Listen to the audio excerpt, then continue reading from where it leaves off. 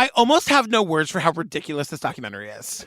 It's so ridiculous. I hate everyone except Ghostface Killah, which is kind of where I live anyway. Totally.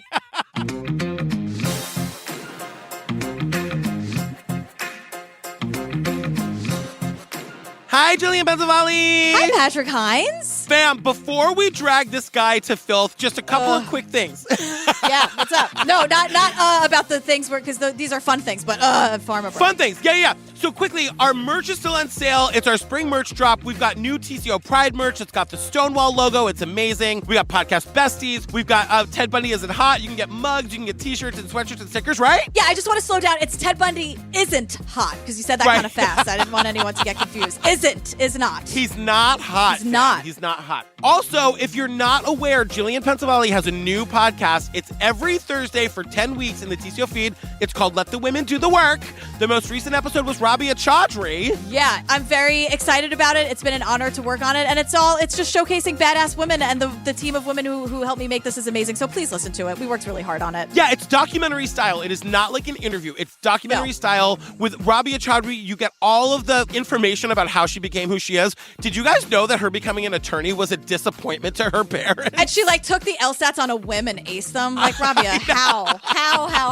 You'll find out how on this week's episode of Let the Women. And you'll also get all the latest updates in the Adnan Syed case. Mm-hmm. And lastly, fam, London tickets are on sale. We're coming. What's the day we're going to London, girl? Well, the show is 22nd July. Right. So July 22nd for the Americans. Yes, for the dumb Americans. Everyone's like, wait, when is it again? It's July 22nd. July 22nd. We're coming to London. People are coming from all over Europe. It's very exciting. I know. There really are not that many tickets left. So if you want to see us in the UK, who knows when we'll be back? TrueCrimeObsessed.com. Click on the See Us Live link. You're going to like the show, fam. Yes, you're going to have a very good time, I promise you. Yeah. Okay, great. My guarantee. I guarantee it.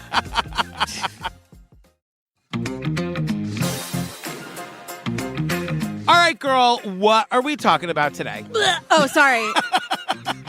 Pharma Bro, which is about Martin Shkreli. Whether we like it or not, Martin Shkreli has made his way into pop culture. Martin Shkreli. Price gouging Pharma Bro. Doing what he does best, looking like a real slappable prick. I want to figure out how this guy became the most hated man in America. He bought the rights to a life-saving drug, then hiked the price from $1,350 to $750. That's price gouging. Like, yo, that better make you live for a million years. I can't tell his story unless I get to know him. Bring it on. Even his name, Martin Shkreli, sounds like something Stan Lee would have made up. He knew what he was doing was not illegal because we don't have any laws in our country to stop it. Patients with HIV, pregnant women, people with cancer, to take a drug and make it inaccessible to them seems like the height of all evil. $30,000 for one med? I wonder if you would do anything differently. I probably would have raised the price higher.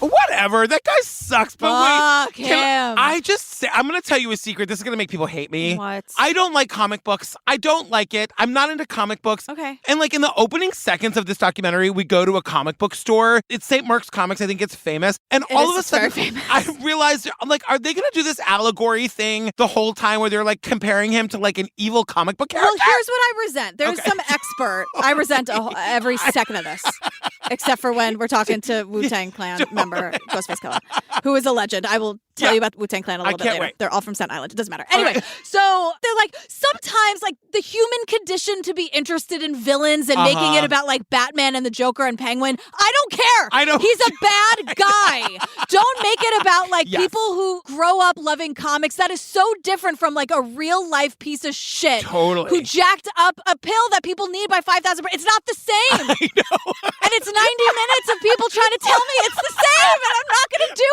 it. Wait, I'm not doing it. You're already so mad. Where can you even... You guys, I don't know. her hands are over her I can go home, I guess. In fairness, we did a photo shoot earlier today. We both hated it so much. I put makeup on, so there's probably mascara. All I put on was mascara for a photo shoot. I'm so bad at this. Oh my God. So it opens, we meet this hot beardy guy with Payne Lindsay eyes. We don't get his name right away, but his name is Brent. He's the director of this movie. Brent, what are you doing? Well, here's the thing. Brent is obsessed with this guy, Martin Shkreli. Anytime something new happens, cut it out, put it on a board, mark it, edit it, save his live stream. That's how you make this movie, I guess. What I want to figure out is how this guy became the most hated man in America. Brent is obsessed with Martin Shkreli. He's the bad guy here, but he's like serial killer obsessed with him. We'll get there when we get there, but he like moves into this guy's building. He's got like the walls full of like pictures and quotes and timelines and shit. And right now, he has like clippings all over the place. Yeah. And right now, he's just telling us because he's filming, Brent is filming himself all over New York City looking for Martin and finding him and like walking up next to him at a stoplight. Yeah. And he wants to find out how Martin became the most hated man in America. And I'm like, I gotta tell you, it seems real fucking obvious to me. Well, you know who knows for sure? Stephen Colbert on the late night hosts. Seth Meyers has the best line of this whole thing. So Stephen Colbert tells us he's the guy who bought the rights to a life-saving drug, then immediately hiked the price from $13.50 a tablet to $750 for one pill. $750 for one pill. He jacked up the price by 5,000%. Seth Meyers says Martin Shkreli doing what he does best, looking like a real slappable prick. Doing what he does best, looking like a real slappable. It's the best line in the thing. It's so funny. And then because there's no cameras allowed in the courtroom when this finally goes to court, somebody says even the courtroom sketch artist made Shkreli look like Golem on trial. Yeah. I'm sure that was Colbert because he's a big Tolkien guy. I know that we're not allowed to talk about people's looks, but this guy is so fucking ugly. From within. You know what I mean? And it's showing on the outside. Yes. And fuck him. It's just like not hard to take his face and turn it into a weasel. Because he does it. And he loves it. And that's what he wants, and we're walking right into it. You guys, that's what we have to talk about. Fam, gather around. Pull over, gather around. Stay inside. I can't make any promises today. I don't know what's going on. But the thing is, this guy loves being evil. He loves that people think he's evil. He leans into it. He loves it. He's become like a caricature of himself. Yes. It's disgusting, and this is exactly what he wants. Martin, if you're listening, I know you are. I know. I see right through you. Yeah, you are ugly. But the thing is, this guy, Brent, the beardy director, he finds Martin Shkreli's number online because apparently this Shkreli guy just does these things where he films himself like taking phone calls. But what happens is this guy, Brent, who's obsessed with him, calls him and they have the weirdest conversation because he goes, Martin answers, hello? Hey, Martin? Hey, can you hear me? Yeah, who is this? Hey, when are you being sentenced? I'm just wondering. Oh, hey, I asked you a question. Martin turns into a gigantic fucking baby whenever anyone asks. Like, you have your phone number online, you're living online, but nobody can ask you a question. He has this invisible moral code, and only he knows the rules, and he's allowed to do whatever he wants. Well, this is so funny, because they end up yelling at each other, and basically Martin is like, I help you? No, I saw people calling in on your live stream, so I thought I would ask a question. Yeah. No, don't call me. Okay, sorry. No problem. Bye. And then Martin goes, no problem. Brent, what are you doing? It ends up being this like civil conversation. It's so weird. It's so weird. And Billy the Fridge is here to talk about it. Guys, Billy the Fridge when his lower third came up and it said Billy the Fridge, I laughed so. Steve was like, what are you I never laugh on my note-taking days because it's always murder documentaries. I was laughing my head off. And he's here to be a Martin Shkreli apologist. Yes. And he's like, well, here's the thing. Here's what you have to understand about Martin Shkreli, you fucking peasants. He's like, Martin Shkreli is a dick because when you're the smartest guy in the room, you love making it known to other people who think they're better than or smarter than you. So I can see why he was trolling a lot of the people. Okay, Fridge, you lost me at Martin Shkreli is always the smartest person in the room. He's also, Billy the Fridge is wearing a donut necklace. Did you see? Billy. This guy is literally 500 pounds. He says he's like a 500-pound sex symbol. Yeah. We get to that Billy, later. You're doing nothing for me, intellectually or any other way. He calls himself the Marilyn Monroe of fat guys. I know. Billy. So this guy, Martin, just like live streams his whole day. And what makes no sense to me about this is that he's like runs this pharmaceutical company legitimately. He also runs like a hedge fund, yet he sits at home in his fucking pajamas and live streams his day of like taking phone calls and yelling at people. Yeah, he's yelling at people and it's part of the whole shtick. Like he's super fucking rude. He's like, oh, I can smell how poor you are through the internet.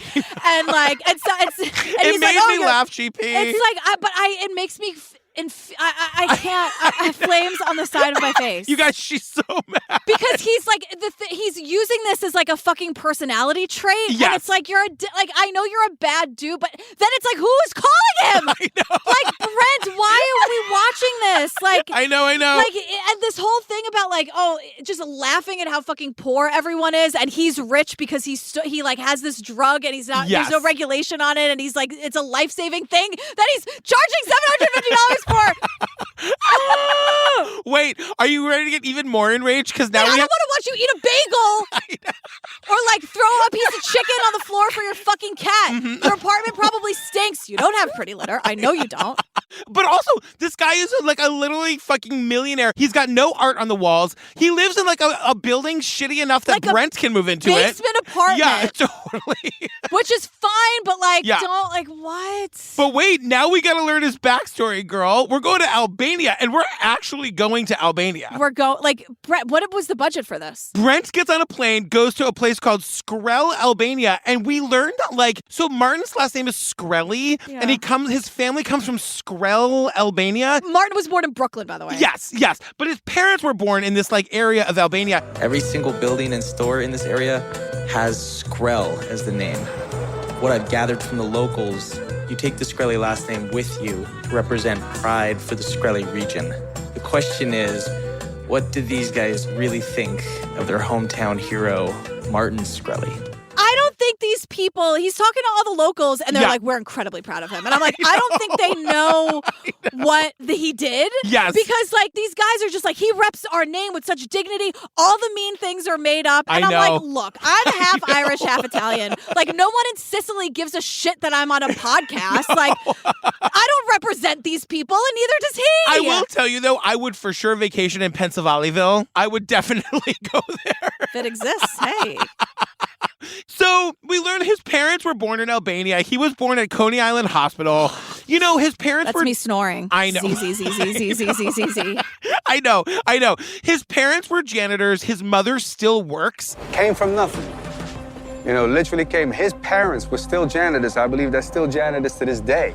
My mom still works. She won't let me support her. I keep begging her to let me buy her my house or whatever, and they're just like, no. I don't know why my mom won't let me like get her nice things, and I'm like, girl, she knows it's fucking blood money. But like, we get this whole thing about, this is when like one of the professors is like, let's talk about the psychology of villains, and I'm like, no, he's just a bad guy. Moving on. But then they want to talk about like, he was born in Brooklyn on a street where people are shot and killed all the time. Yeah. And I'm like, who is he, Biggie? Like, what are these people talking about? Here's the reality. He was a lower middle class white kid. He went to Hunter and he got an internship on Wall Street the day after he graduated. Like, what are we talking about here?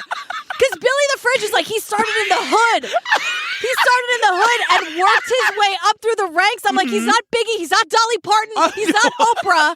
He didn't or Patrick Hines. Or Patrick Hines. He didn't build himself up from nothing to be some person that people fucking look up to. No. What? Billy. Shut up. Billy the Fridge. Fridge, you lost me. You just screamed the name Billy the Fridge. Billy. Fridge. Oh, God. We're never going to agree on the this. Friginator. Fridge. So here's what this guy Shkreli did. He bought a drug that used to be sold for $10 a pill and started selling it for $750 a pill. And we learn that this is actually kind of common. So we learned about orphan drugs. Orphan drugs are for a disease where there are fewer than 200,000 people. Years ago, decades ago, drug companies ignored these diseases. It was thought that you couldn't make money on those diseases because there are just not enough patients. So why spend the money to develop? So in 1983, Congress passed the Orphan Drug Act, which gave tax incentives to help develop rare disease drugs. And if you can charge a high price, even a small number of patients can get you a whole lot of money. And here's the deal. We never really come back to this, but they say that these big companies would get involved and charge a really high price for these drugs. And so the insurance company would pay that price. And for people who couldn't afford it, it was so lucrative that these drug companies would either give it to them for free or pay their co-pays or whatever, but they're making so much money from the insurance companies that it's worth it for them to do. Because when there aren't that many people using the drug to begin with, with, the insurance companies don't really care about paying all this money for it. Right. So it's easy to do that. So the companies would seek out these rare drugs, buy them, and then jack up the price from like $1 to $80. So my question is, Shkreli comes in and does this with this drug. Why is he being singled out, is my question. Well, that's what some people go to. And I agree, like, he's just a minor part of a very big problem. Yes. But he's, to my knowledge, has the most punchable face. Well, I mean, this is the thing. I think what happened was he became the face of shouldn't happen. It's right. Price gouging. So why can't anything be done to stop a guy like this? Because we don't have any laws in our country to stop it. Unfortunately, the United States doesn't have set pricing or any way to really negotiate that there's got to be a fixed price. It shouldn't be happening. And because he's such a fucking asshole, he became the face of how evil this Everyone is. just wanted to be quietly evil, right. But he wanted to live stream it. Because even in like 2006 and 2007, there are congressional hearings about this and people are outraged. So by 2011, this is still happening and Martin comes along and starts retrofin and is doing exactly this with the price gouging. Yeah, and this is a drug that people who have a condition called toxoplasmosis take. Now, I know what this is because I am obsessed with gay history and people who would get AIDS can get toxoplasmosis, and it's deadly. So this drug makes it so you live. And cancer patients and pregnant women. Yes. It affects a lot of people. Affects a lot of people, but still less than 200,000 apparently. Not enough. Right. Ugh. So he takes it from $10 to $750, and we learn that he's able to do this because there are no laws in this country governing what drug companies can charge for medicine. Right. Isn't that insane? It's insane. And to this day, spoiler, to this day, even after all this, and Shkreli's famous and there are documentaries about it, there's still no legislation about it. So he does this. He becomes the face of it. He's unapologetic. He's on every show being like, fuck it, I don't care. I'm allowed to do it, so I'm going to. And then we jump to December 16th, 2015, and he's on his live stream. Now, remember, this guy live streams taking phone calls all day long. Yes. He's like taking calls, calling people poor and fat and hanging up on them. One of the calls, this guy goes, hello? Yes, hello. This is Special Agent Whip. and he hangs up on him. Yeah. So it was a special agent calling to fucking tell him that they were coming to arrest you, and they did. I wanted him to call back and be like, yes, hello, it appears we got disconnected. As I was saying, I am Special Agent Hines, and I'm here too. But just to also, like, he got kicked out of Retrofin, the company he started. Yeah. Then he starts another company. Like, he's just doing anything he can to jack up this price, but he gets kicked out of his own company. Never a good sign. Right. So he gets arrested, and the thing that is so important to remember, he gets arrested for nothing having anything to do with the drugs or jacking up the prices. He used to run a hedge fund, and he was doing shady shit, like, financially. Shkreli essentially ran his companies like a Ponzi scheme, where he used each subsequent company to pay off defrauded investors from the prior company. He's arrested on securities fraud. It's a Ponzi scheme. It's a Ponzi scheme, but I didn't know. I paid attention to the story, and I didn't know that. Yeah. I think me and everyone in the world thought that he got arrested for doing this illegal thing with drugs. No. The thing he's doing with the drugs are perfectly legal. They just wanted to fucking get the guy. Yeah. Can you blame him? I know. Anyway, Billy the Fridge, again, is like, everyone loves the villain. They got him on the Ponzi scheme because everyone hated him. And I'm like, yeah, but Billy, Ponzi schemes are still illegal, Fridge. Yes. Like, you can't just, like, pick and choose. You can't just steal money for a fake business, Fridge. I love the idea that he's in your phone as Fridge. Hey, is Fridge coming to the party You know, tonight? he's in my phone as do not answer. Totally. But here's another thing on the live stream. A caller. So he's like been arrested and he's out on bail, and a caller calls him and he's like, hey, Martin, like, why are you being investigated? And Martin starts explaining it, but he's so fucking boring that the caller loses interest. And you can kind of tell that either the phone was put down, he's like at a party or something. And Martin, once again, becomes a gigantic baby. Sorry, there's a lot of background noise. Do I have your full attention? Nice. That's 5 million. Do I have your full attention? There's a lot of noise in the background. Are you at a party or something? How dare you disrespect me like this? There's 1,000 people listening to me, and you can't. You call me and you don't have the deference to at least pay attention to the conversation? What is wrong with you? When I call someone, I give them my full undivided attention. Do I have your full attention? How dare you? And I'm like, are you just quoting The Social Network? Where Jesse Eisenberg is like, you have part of my attention. You have the minimum amount. And I'm like, it was insufferable then. It's insufferable now. Oh, my God. So it's February 21st, 2016. Brent, now remember, Brent is the one who's making the movie. He's obsessed with Martin. He's now Martin's neighbor. He's now Martin's neighbor because he's moved into the building. So he goes to San Diego to try to go, what's the company called? Retrofin? Retrofin is the company that Martin started and then was kicked out of. But for some reason, Brent decides he's going to go to the company headquarters and try to get more information on Martin, though Martin no longer works there. Going to San Diego and going to Martin's homeland screams of, I don't know what to do with this big budget. I know. We were in Albania for 5 minutes I know. Nothing came of it. But the other thing too, Brent, who's so handsome, Brent is a total wreck. He's a nervous wreck. He gets into the building and then he can't get to the floor where the company is. And it's weirdly quiet. Like Brent is like whispering. There's no one at the front desk. It feels abandoned. He gets to the floor. There's nobody at reception and he does not know what to do with his nervous energy. There. He's like talking to himself. He's reading us a company pamphlet. And finally some lady comes out and is like, can I help you? Are you all right? And I know. he's like, can I just, her face is blurred out, by the way. Yes. And he's like, can I talk to you? Can I talk to you about Martin Shkreli? And she's like, I sincerely doubt it. Really? I'm saying small time. No chances for Martin Shkreli interview? He's not welcome in the building. We don't spit on him. Really? if anyone in this building saw Martin Shkreli, he'd get spit on. He's not welcome. But yeah, call back in the morning, talk to Cheryl and PR. Have a great day. And then Brent goes, cool. Also, I love the artwork you have here. Brent is wound up. So we kind of get the backstory on like why the story about Martin Shkreli took off the way that it did. Because once again, the drug that he's now jacked the price up on affects people with HIV, pregnant women, people with cancer. They're people who are part of vulnerable populations already. So people just fucking hate the guy. So the New York Times decides to write a story about him. We meet the author of the story. He's like, yeah, I emailed him. He called me right back, was more than happy to talk to me. He loves it. And like, he's going in front of every camera. He's smirking, he's shrugging, he's smiling. He loves being hated. And this is where we get a little bit more of like, no, it's not illegal. Yes, this is a much bigger conversation. But he didn't want to make it about that conversation. Yes. Like, what he's not doing is like, I'm doing this thing to show you that I can do it. Right. This is a problem. Yeah. I'm going to be the face of the problem and make sure that this never happens again. And then finally, when legislation is passed, I'm going to drop the price to 2 cents or whatever.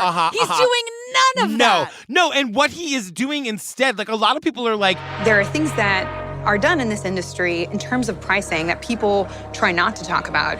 And he talked about them all. It's hard to believe that somebody could be so driven by greed. People from the pharmaceutical industry that were like distancing themselves from him as if he was the bad apple. Politicians coming after him. The whole time he was responding, he needed a PR person and somebody needed to give him some duct tape. And rather than just stop talking, he responds to everything. He's on every talk show. He's on every news program that'll have him. He's all over Twitter. And he's like bragging about how rich he is and all the poor people. And he's just trying to get a rise out of everybody. And so Billy the Fridge, God, is back to talk about the magic of trolling. And he's like, look, Martin Shkreli, he's not a bad guy. He's a good human, but that's not as fun. Society likes the shit talking. It's all part of the show. And I'm like, I don't really care, Billy. He's a bad guy. And also, Billy the Fridge wants us to think that Martin Shkreli has some magical power. No! That he's got some gift. And I'm like, no, the guy was just rich. You know what I mean? Right. Like, and he just wasn't using this attention for good at all. Like, he didn't do anything that I just said. I'm just like, God, like, I don't know what Martin has on the fridge. Right. That he's just so, like, he's trying to, like, turn the mirror on society about how we just love when people fall. It's like, no. This isn't society in, like, 2007 when we loved watching Britney fall and we all owe her a fucking apology. Totally. That's not what this is. No. But also, can you imagine, like, what is the scenario in which Martin and the Fridge are hanging out? Like, is it just a Thursday night? Do they? I don't know. I bet they're gaming. Are they gaming? They're game. Have they met in real life ever? They Which just talk on the doesn't mean that headsets. you can't be friends. I know. It's amazing. But like, I don't get what we're doing, and I really don't get what happens next. Well, because when we get I'm glad to hear you say that, because we get 20 minutes of these comic book people in general, just trying to say. There's this tendency for us to want to dichotomize the villains and the heroes, to see the villains as all bad. There's something very human in that aspect in the comic books. No, he's a bad guy and he loves it. It's not the same. They're comparing him to Penguin and Joker. He's not a Batman villain. And you saying that is leaning in, like, don't glorify this. It's like having a favorite serial killer. Right, yeah. It's like thinking Ted Bundy is charming and hot. He's not hot. No. Stop making it to be something it's not. Just admit, like, to what end do these comic book people, like, to defend him? Like, what does it matter? I know. Everybody wants him to be complicated because I think it makes the world safer and less awful. Well, when guess it's like, what? I know. It's all bad. I hate to tell you. Well, you know what makes it even worse? Fucking TMZ is here. God. All of a sudden, Martin Shkreli is just like living on TMZ. We're going to watch him have a fight with Wu-Tang Clan on TMZ down the road. Well, speaking of Wu-Tang, we're here with Wu-Tang Clan, and they are... what do you know about Wu-Tang? Not much. I know Lynn loves them. That's kind of all I got. Okay, they're legendary. People would argue that they're the best hip-hop group of all time. Wu-Tang Clan ain't nothing to fuck with. So to be clear, it's not that I don't respect them. Sure, I just don't know. No, they're not. Ghostface won't come for you. Yeah. I think he would like you very much. But the thing is, we meet this Ghostface guy, and I really liked everything he had to say. He seems very thoughtful. He seems like he doesn't, like, rush to judgment. I feel like I could learn a lot from him. He's great. He's a great guy, and he's legendary. Wu-Tang's legendary. But so it's all about this album, Once Upon a Time in Shaolin. If I understand this correctly, Wu-Tang Clan decided to make a piece of art. I think this is cool. Mm-hmm. They decide to make an album that only one person can own and listen to. So it took 6 years to make. It's almost 2 hours. The entire Wu-Tang Clan is on it. So it was kind of like everyone's coming back. And you know who else is on it? Who makes Barbra Streisand. Cher. Cher makes 2 appearances on it. You were so close with that. It's like the Indigo Girls. Like, maybe. I feel like Ghostface is like, oh man, Swampophilia. Like Ghostface. You just name check Swampophilia. My work is done here. But Ghostface is cool. He's whatever. He's a legend. Look up Wu-Tang. So there's one copy of it. Yes. And it was sold at auction. And Shkreli buys it, but it seems like they decided to sell it to him because according to this producer, he was the only one that really respected it for the concept behind it. Martin Shkreli looked like a dude that was, was into hip hop and was really loving the concept and wanted to be part of the concept. And he said, that fits. Every time someone calls on the live stream and asks him about the album, he like quizzes them on Wu-Tang, which is so annoying. But you know what? Fair. I'm like, people will call and be like, oh, you should play that record for everybody. And Shkreli will be like, well, if you're such a big fan, what was their last album? That's an easy question. The guy can't answer it. I'd be annoyed too. Whatever. I know. But to be fair, legal agreements stipulated that the album could not be commercially exploited for 88 years. But it could be released for free or played at listening parties, and it could be sort of experienced with people. But in 88 years, like my grandkid could put it out and sell it. In 88 years. Wow. But they were like encouraging, like, yeah, people should hear it. Like, we got that, like, but Martin won't do that. What a piece of shit. That's what I mean. But I gotta tell you, Wu-Tang, of course this is what was gonna happen. Like, I'm sorry, when you create the art and then you sell it, you're not in charge of what happens. It's not yours anymore. I know, even though he's using it as a coaster. I know. But like, of course he is. But now we gotta deal with Milo Yiannopoulos. Well, okay, I want to be very serious about this. I take such a major issue with this because there's no real context for who Milo is. Correct. And he's a terrible, he's a racist. He hates women. He's xenophobic. He's a bigot. He's Islamophobic. He considers himself an ex-gay. Yeah. And they have him Oh, here. God, I forgot the ex-gay. I forgot that. Like, he was just like gay Milo, and now then he's ex-gay. I forgot that part. Right? So there's no context of who he is. He's just sort of like someone who's trying to shake up the system. Yeah. And I resent that, Brent. Yeah. Because he's trying to be all like charming. He's like, oh, darling, it'll be one take. Yeah. And he's trying to win us over, and it's like, no. No. You have to tell these people who this guy fucking is. 100%. He's dangerous. His ideas are awful. He tries to incite violence on the internet. He's terrible. But the whole point of this scene is that he's participating in like a conservative art show in New York City. He's like an alt-right activist is how they credit him. Right. And he's sitting in a bathtub smearing blood everywhere. And we're at the art show. We're watching it in real life. And at the art show, Shkreli has one of his pills in like as a piece of art with the price tag. Yeah. And the whole point, Shkreli's like, I'm happy to be here and supporting conservative movement here in New York City, which is overwhelmingly liberal. I think conservatives need to stick together, and thank you everyone for having me. Brent is at the art show as well. And Brent goes up to Martin on the street and introduces himself as like, I'm a guy that just moved into your building. Yeah. Brent, who's trying to make a documentary about this guy because he's the worst, is also charmed by him. He is maybe his biggest fan. It's true. And Brent, if you're listening, I believe that you think this guy's a fucking scumbag. But like in person, you never let us see it in person, You're Brent. a little giddy. Yeah. And so Brent starts telling people that he's moved into Martin Shkreli's building, Yes. like his interviewees. Yeah. Milo laughs in his face. Of course. But enough of Milo. But this is one of the many reasons I love Ghostface. Yeah. Because he just said, I don't condone violence, but I hate this prick, Right, essentially. yeah, totally. He's talked a ton of shit about, he's totally called him out, his character, his morals, hates him, right? Yeah. But he says to Brent, he's like, He decided to live in his apartment building. It's like, that's where you want to go. You want to go there. You know what I mean? You paid for it. Yeah, so it is what it is. What you find out? Nothing yet. Oh, okay. So, yeah, so, that's it. he goes, what'd you find out yet? And Yeah, I Brent know. goes, nothing. And he's like, all right, so, I guess that's it. Ghostface doesn't give a shit about anything, and I say that in the best way. Yes. What I mean is he doesn't get it, but Yeah. he's not judging it. Totally. He's like, I'm here. This guy is like, all right, he wants to sit down and talk to me. I do have a phone call to make, so I simply must be going. But Yes. he's just like, all right, man, like you're super into this Martin guy. I'm not, but we're just, that's what it's going to be, and I'm going to go be my Ghostface self, and you're going to be Brent, and that's what it is. It's so crazy. Billy the Fridge is like, all right, girl, but I hope you know what you're getting yourself into.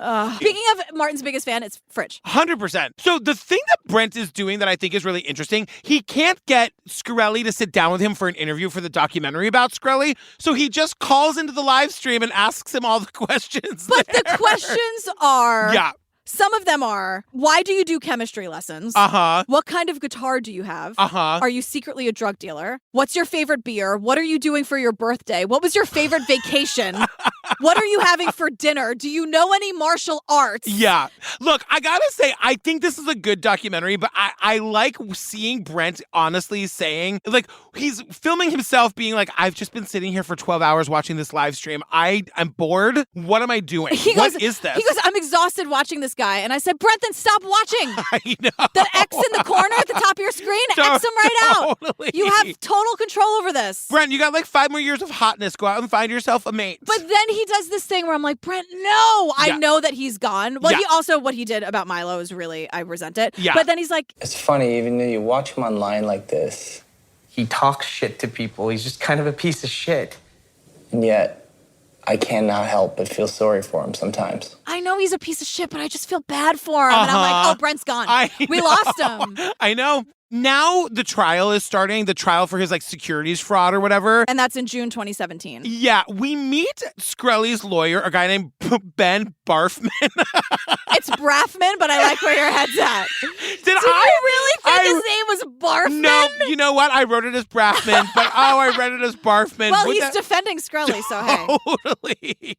And he says, every once in a while, I come across a Martin Shkreli who's unique in so many ways that the challenge is just, too interesting to avoid. With the cameras too, though, right? Right, Barfman? Of course the cameras. Come on, Barfman. Barfman. We're calling him Barfman from here on out. I don't think he ever comes back. No, okay.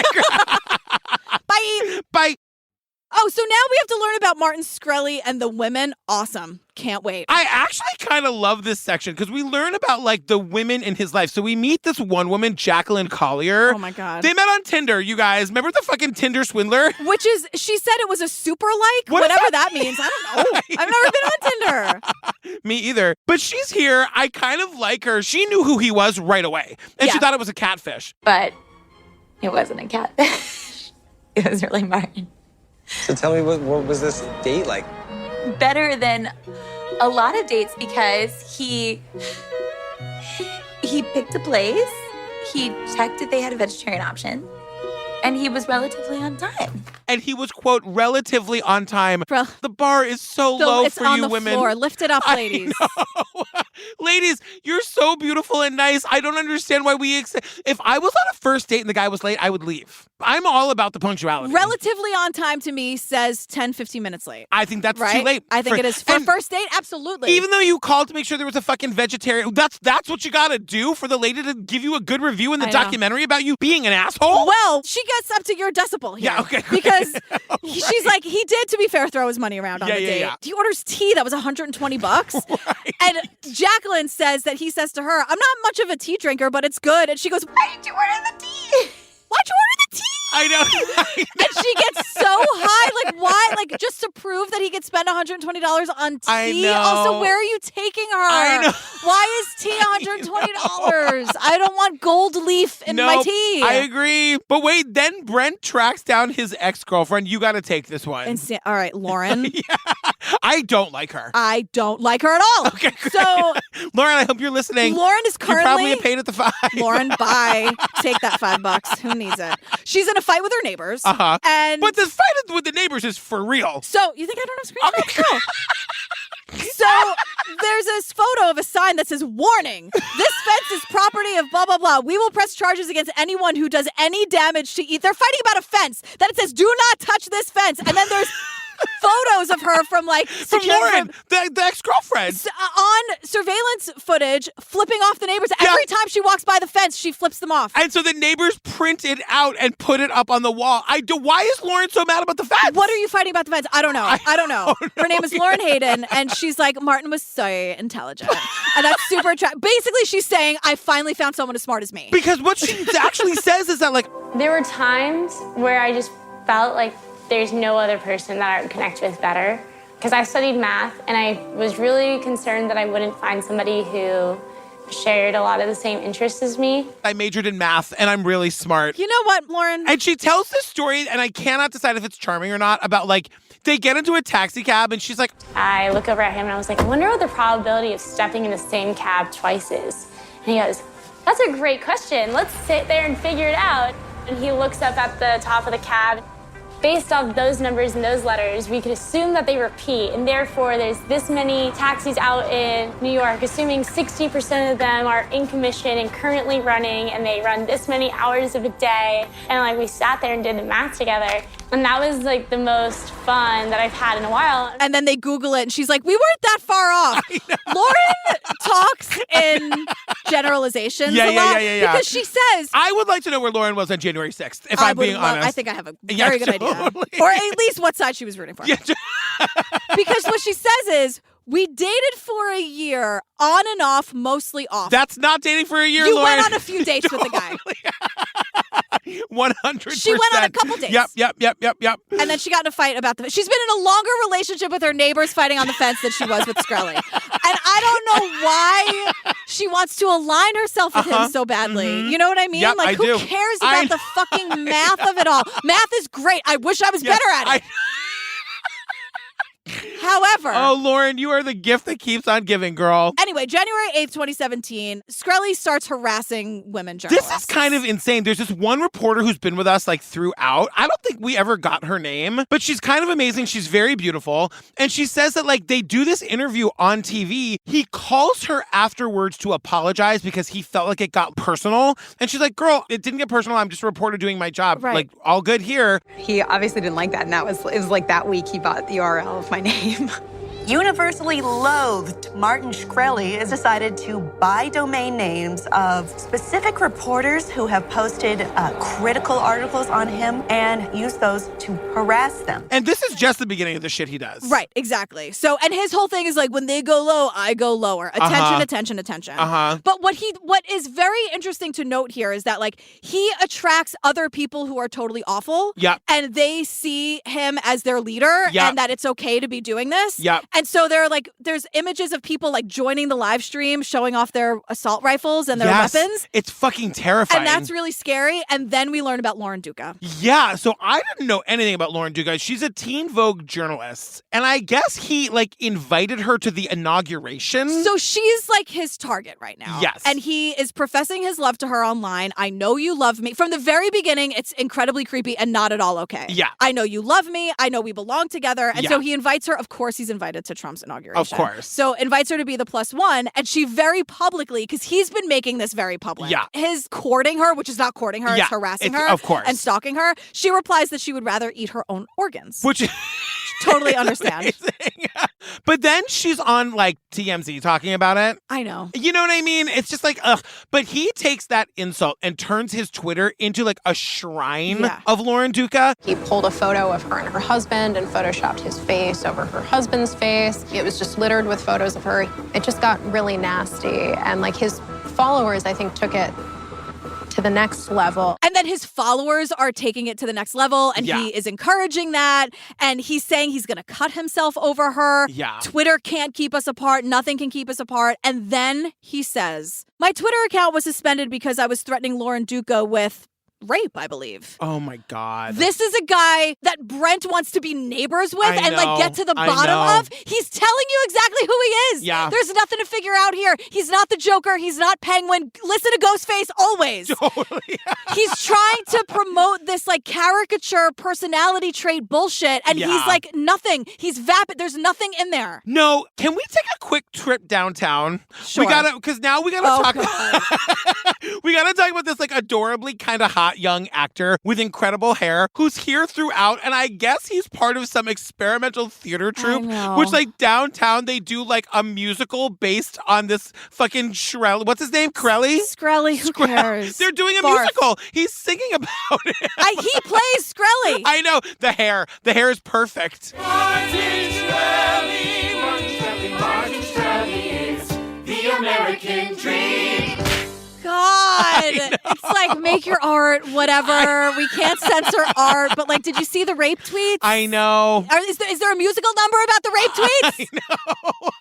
And then we get these people who are like, I don't know if they're defending him or what, but they're trying to blame his truly horrible behavior on being autistic. I know. And I'm like, this is so dangerous. Yeah. Like, stop doing this. It adds to the stigma. It's not one and the same. Why is this even a conversation? Yeah, that is fucking terrible. But then we get to the question of, is Martin Shkreli actually keeping drugs from HIV and AIDS patients? And remember, we went over this in the beginning. Drug companies would do this, right? Where they would buy the drug that people need and really like gouge the insurance companies, but make sure that people who couldn't afford it could have a small copay or they would give it to them for free. And so somebody asks one of our talking heads who's like a doctor, says, so if your patients are actually being denied this drug, wouldn't there be a more visible presence? Wouldn't people be like out in the streets? And she's like, absolutely fucking not. They're too sick. They're sick. But because they had been getting this drug, no problem. And then one day they couldn't and they immediately got too sick to do anything. Right. Also, it would mean disclosing their HIV status, which is still majorly stigmatized in this country. And that's also the wrong question to be asking. Totally. Why aren't these sick people mad enough about being charged this much money? Like that's not the real question. Well, we get a guy named Patrick Rice who is a patient on this drug who is kind enough to sit down with us. And he basically tells us, I would get this for $30 a bottle. It would last me for 6 weeks. I desperately need it. Without it, I get very sick and I will die. And one day he goes to fill his prescription and they're like, no, that's not going to happen. And I said, what do you mean? And they said, well, it's really expensive. I said, how much is it? And they said $30,000. And I said, $30,000 a year for one med? And they said, no, $30,000 a month. No, girl, $30,000 a month. Yeah. For the thing that used to be $30, it's now $30,000 fucking dollars. And Patrick says something great. He goes, I saw the hate. Yes. Like the hate for Martin. He said, I understood it, but I didn't have time for that because I was too sick. And then he says, I wish Martin had less time for malice. And the thing about it is that we see a picture of Patrick during this time, and he looks really he looks like an AIDS patient from the 80s. He has an infection that is not being fought in his body. And he's saying, like, the insurance company washed their hands of me. Like, I'm just one person. I'm a small minority of people. It's too expensive for them to get involved. And he said, I feel like he was like, I want to be really clear about this. There's so many levels to actually having access to healthcare in America. I had the gold plan. It didn't matter. They just denied it. They said it's way too expensive for us to get involved. The insurance company said that? Because they don't want to spend $30,000 a month on me. I don't think it was a quirk of the system. I was able to fall through the cracks that way. I think it's built in. I did not fall through the cracks. The system is set up for people like me to die because there's not enough of us and nobody cares about us. And insurance does not equal healthcare. Right. And that is something that I think people get confused about. Well, he has insurance. Like, no. It doesn't mean he's going to get the care he needs. No, and this guy Patrick is like so amazing because Martin Shkreli's whole thing is like, no, anybody who needs it's going to get it. I'm just charging this to the insurance companies. And he's like, I'm living proof that that's not fucking true. And so he sees Shkreli doing like an AMA on Reddit and he like asks Shkreli a question. He's like, what about people who can't afford the drug? And he's like, nope, everybody gets it. If you can't afford it, I give it to you for free. He's like, why don't you reach out to me? We'll get it sorted out. I emailed him, and sure enough, he connects me with an account specialist. They said they were going to get me squared away. 10-day supplies. They didn't bill me. Shkreli's like, email me at like biggestdickhead@AOL.com. Right, yeah. And Patrick does, and Shkreli, to his credit, gets it to him for free. But if there is one Patrick, that means there's like 100 Patricks. Right. I mean, that means that Patrick was in the other Patrick. Yeah. Was in the right place at the right time, and he caught Martin on a good day. But Right. this is like, Totally. this is proof. Yeah. And also, like, who is this guy? Is he going to send screenshots to Yeah. the press or whatever? Like, Yeah. he's doing it to save his ass.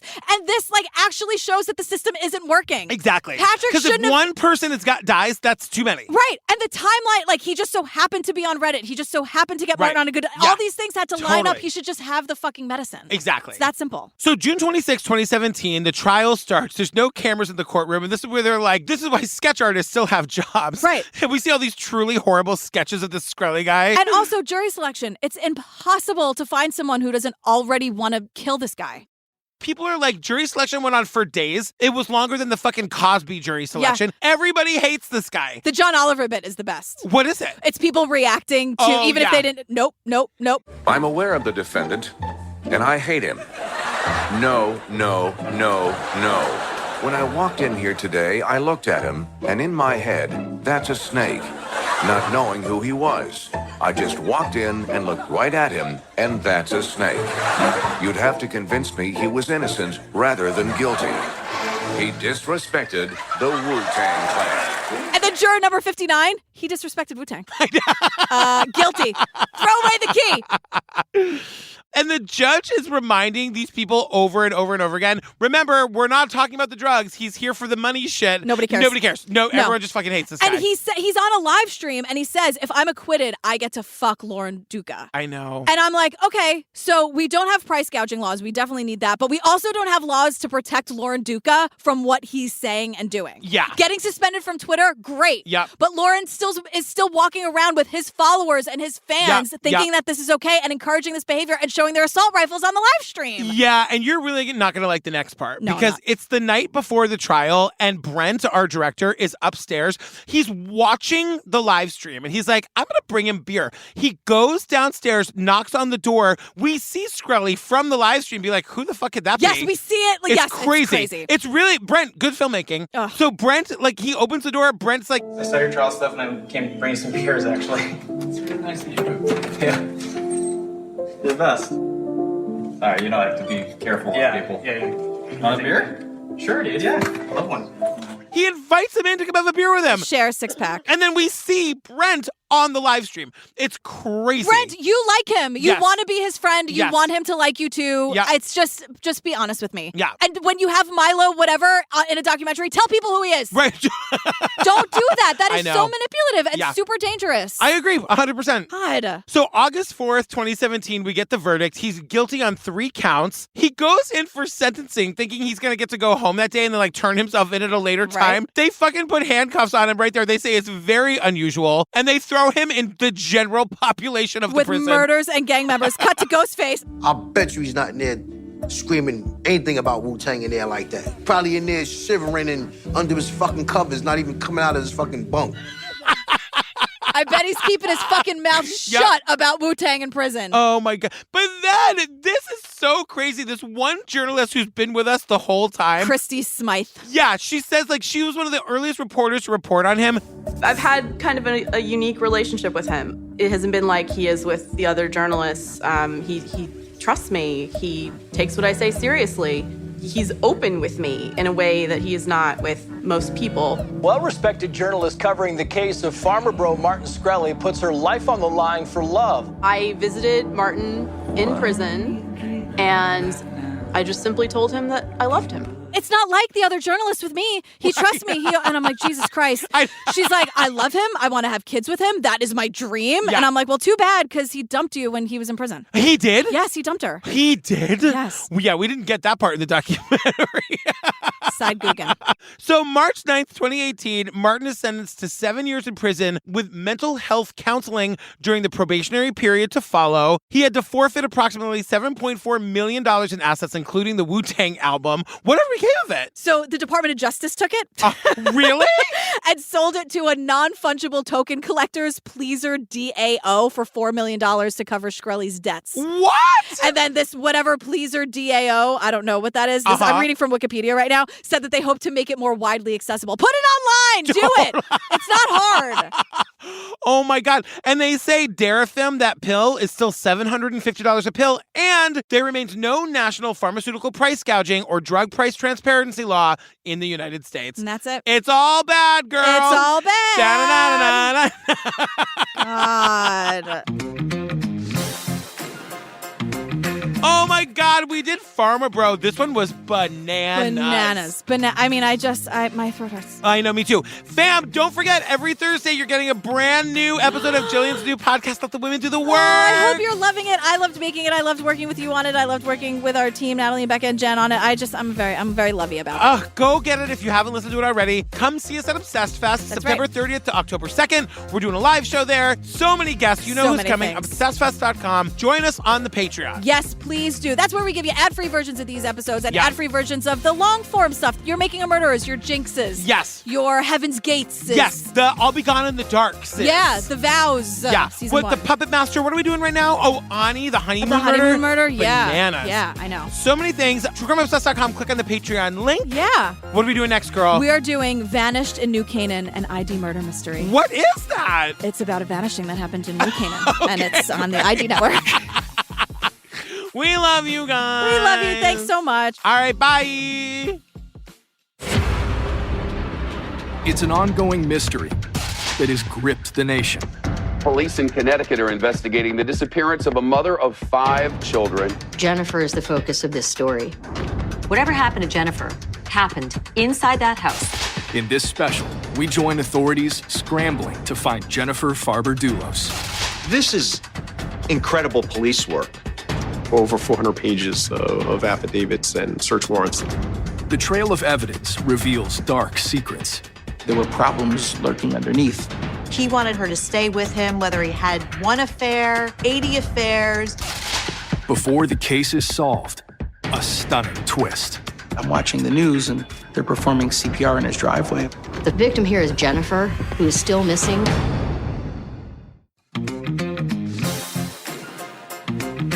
He's also on his live stream being like, look, looks like we peaked at 300 viewers. That's not a lot. And you know what that means? That means at one time there were 300 people there. It's not like you had 300 people all day while you're throwing fried chicken at your cat. I was actually worried for the safety of that cat at one point. Oh my God. The thing is, he probably loves the fucking cat. He probably loves the cat. Because all cat people are psychopaths. You heard it here. Pensavalle said it straight from her mouth. You guys, that's how she thinks about cat people. I just meant that sometimes they're nice to the pets. Oh, God. I heard you say.